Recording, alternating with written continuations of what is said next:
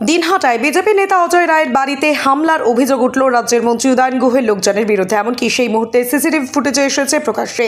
আর এরপরই এই ঘটনাকে কেন্দ্র করে শুরু হয়েছে রাজনৈতিক চাপানোতর। এই বিষয়ে বিজেপি নেতা অজয় রায় বলেন, গতকাল আলিপুরদুয়ার প্যারেড গ্রাউন্ডে দেশের প্রধানমন্ত্রী নরেন্দ্র মোদীর জনসভা ছিল। কর্মীদের নিয়ে যখন তিনি সেখানে পৌঁছন তখন শুনতে পান তার বাড়িতে উদয়ন গুহের পালিত দুষ্কৃতীরা আক্রমণ করেছে।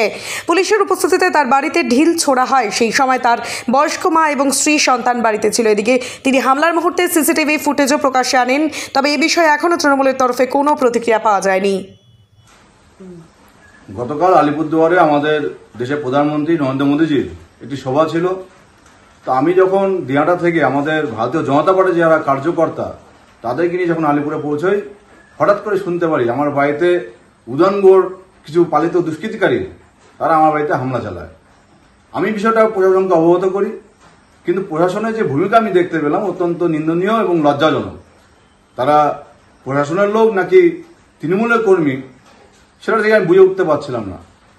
আমার বাড়িতে বৃদ্ধ মা রয়েছে, 70 বছর বয়স ওনার, ছোট ছোট সন্তান রয়েছে। তারপরেও যেভাবে বাড়িতে ইট পাটকেল ছোড়া হয়েছে বলার ভাষা নেই। আজকে আমি বলতে গেলে যে উদয়নগড় দিনাটায় কোনো জনসমর্থন নেই, তাই ভয়ে তিনি এই কাজগুলি করছেন। আজকে তার দাঁত নখ বেরিয়ে আসছে।